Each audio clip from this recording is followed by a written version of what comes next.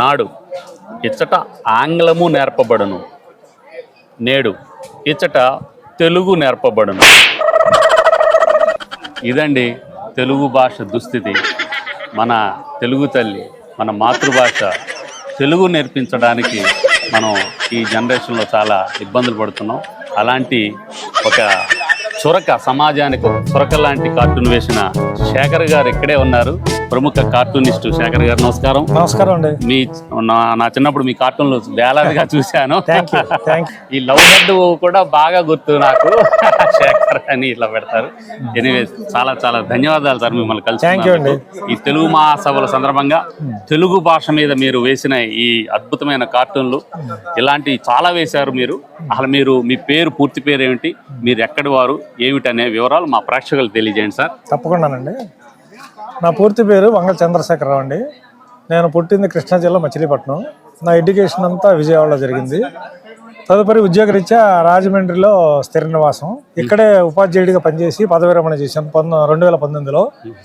ఈ కార్టూన్ అనేది నేను ఫస్ట్ వృత్తిగా ఎంచుకొని 1976లో చదువుకునే రోజుల్లోనే ఆంధ్రజ్యోతి దినపత్రికలో లేఅవుట్ ఆర్టిస్ట్ కమ్ కార్టూనిస్ట్గా జాయిన్ అవ్వడం జరిగింది.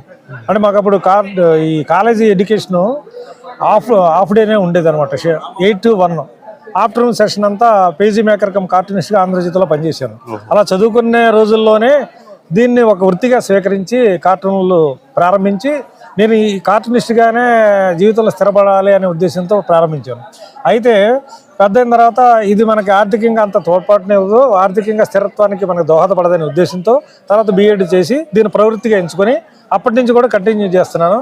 నా అదృష్టం ఏంటంటే ఇప్పుడు చెప్తే నమ్మరు, దాదాపు 1,00,000 పైగా కార్టూన్లు వేశాను. అది ఈ మధ్య ఒక ఆంధ్రజ్యోతి విలేకరి కొన్ని సేకరించి, నేను సేకరించిన 70,000 పైన ఉన్నాయండి అని, మళ్ళా అది ఆయన ఇంటి పేరు మూర్తి గారు, ఆయన నా కార్టూన్లు సేకరించి ఒకసారి, ఇంకా విచిత్రం ఏంటంటే ఆయన రాజమండ్రి హెల్త్ ఆఫీసర్ అనమాట. ఆయనకి కార్టూన్లను స్టాంపులు సేకరణ హాబీ. ఆయన అనుకోకుండా చెప్పడం జరిగింది అనమాట. అప్పుడు కానీ నాకు తెలియదు. వేలు కాదండి, 1,00,000 కార్టూన్లు వేశారట శేఖర్ గారు, ఇప్పుడే తెలిసింది. చాలా అద్భుతం సార్ విషయం. థ్యాంక్ యూ అండి. తర్వాత ఇంకొక అరుదైన సంఘటన ఏంటంటే 224 తెలుగు దినపత్రికల్లో కార్టూన్ వేసాను. అసలు అన్ని దినపత్రికలు ఉన్నట్టు ఎవరికే తెలియదు. అవన్నీ లిస్ట్ అవుట్ చేశాను.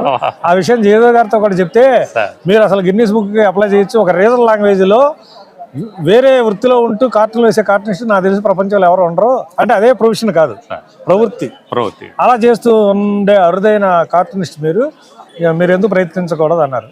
సరే చేద్దాం అనుకున్నాను. బద్ధకం కానివ్వండి, ఏదైనా దాన్ని అది పెద్ద ప్రాసెస్ అనే ఉద్దేశంతో పక్కన పెట్టి నేను ప్రయత్నం చేయలేదు. అదండి, దాదాపు 200 లిస్ట్ అవుట్ చేశాను. మొత్తం పండి అన్నీ కూడా నేను ఒక ఆల్బమ్ల కింద తయారు చేస్తుంటాను ఎప్పటికప్పుడు.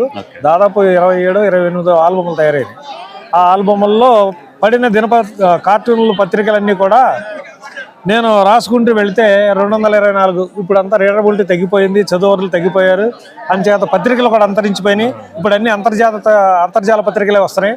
ఇప్పుడు అయినా కూడా మన కార్టూన్ ఉనికిని కాపాడుకోవడానికి అంతర్జాల దినపత్రికల్లో కూడా ఇప్పుడు వేస్తున్నాను. ప్రస్తుతం నేను ప్రజాశక్తి దినపత్రికలో వేస్తున్నానండి.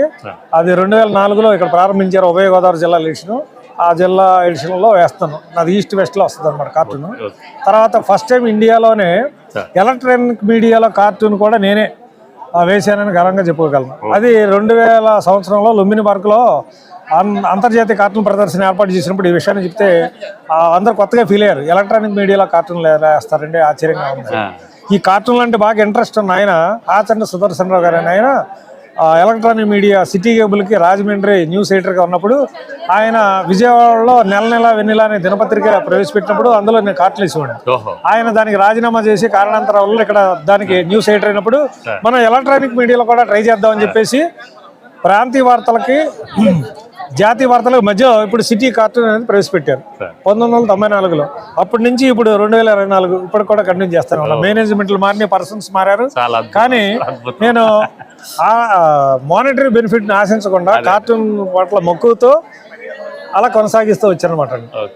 అలా ఆ విధంగా మీ లైఫ్ ని కార్టూన్ కి కార్టూన్ గా మార్చేసుకున్నారు. అవునండి.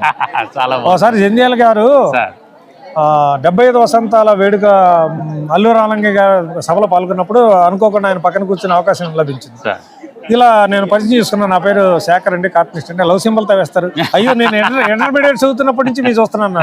అదే అంటే ఏంటి నాకన్నా ఈయన చిన్న ఆయన అనిపించింది. మీ ప్రేమ హృదయం జంజాలుగా ఆశ బ్రహ్మ వరకు చేరిపోయింది సార్. నేను చాలా సంతోషించాను. ఆయన అంత ప్రముఖ వ్యక్తి, ఆయన అంత అలాగే ఆయన సునిశ్చిత పరిశీలన శక్తి. పరిశీలన అప్పట్లో ఒక కార్టూన్ పత్రికలో పడితే రాష్ట్ర వ్యాప్తంగా గుర్తింపు వచ్చేదండి. అంటే అంత సాహిత్య అభిలాష ఉన్న వ్యక్తులు, పాఠకులు ఉండేవారు. మరి అంతరించిపోతుంది. సరే, ఈ అంతర్జాతీయ తెలుగు మహాసభల సందర్భంగా ఏర్పాటు చేస్తున్నామని చెప్తే నేను సంతోషించాను. అమ్మనుడి అనే పత్రిక ఓన్లీ తెలుగు బేస్ చేసుకునే రన్ అవుతుంది. అది 94లో స్టార్ట్ అయింది. అందులో కూడా నిరంతరం ఈ నెల కూడా వచ్చింది నాది. రెగ్యులర్ గా నేను సరస్వతి గారు వేస్తున్నాం దాంట్లో కార్టూన్లు. అందులో కూడా వచ్చింది. అందులో అంతర్జాతీయ సమితి వాళ్ళు నిర్వహించిన సర్వేలో చెప్పింది ఏంటంటే, అంతరించిపోతున్న జాతీయ భాషలోని మాతృభాషలను లిస్ట్ చేస్తే అందులో తెలుగుది 8వ స్థానంలో ఉందని సర్వేలో తెలియదు. అది చూసి నాకు చాలా బాధ కలిగింది. అది త్వరలో మొదటి స్థానానికి వచ్చిన ఆశ్చర్యపోకర్లేదు. అందుకని మన మాతృభాషని కాపాడుకోవాలని రాశారు అందులో. ఇంకోటి ఏంటంటే విచిత్రం, ఇది అమెరికాలో వేగంగా అభివృద్ధి చెందుతున్న మాట్లాడుతున్న భాషల్లో 3వ స్థానంలో ఉంది తెలుగు. ఇది సంతోషం. అది సంతోషించాలి. ఇక్కడ లేని గుర్తింపు అక్కడ మొదలైంది. అంటే మనం బాధపడాలి. అంటే విదేశీ మ్యూజిక్ అంటారు చూసారా, పొలకంటి పొరగ వచ్చి అన్నట్టు, అలాగా ఈ సామెతలన్నీ కూడా తెలుగులో పుట్టినాయే. అవును, తెలుగు సాంప్రదాయం అంత గొప్పది. మరి దాన్ని నిలబెట్టుకోవాలి, రాబోయే తరాలకు అందించాలి. అందులో మన వంతుగా కృషి చేయాలి. అందులో మన బాధ్యతగా మేము. మీ ఆకాంక్ష తెలుగు పరిడి వెళ్ళాలనే ఆకాంక్ష ఈ కార్టూన్ల సాక్షిగా మరింత ముందుకు వెళ్ళాలని, ఈ అంతర్జాతీయ తెలుగు మహాసభల సందర్భంగా మీకు శుభాకాంక్షలు. మిమ్మల్ని కలుసుకున్నందుకు ఆనందంగా ఉంది, అదృష్టంగా భావిస్తాం. Thank you. నమస్కారం. ఇది కష్టజీవి విలాస్ లో మనం ప్రముఖ కార్టూనిస్టు శేఖర్ గారితో ఇంటర్వ్యూ. మరొక ప్రముఖ కార్టూనిస్ట్ తో మళ్ళీ కలుద్దాం. నమస్కారం.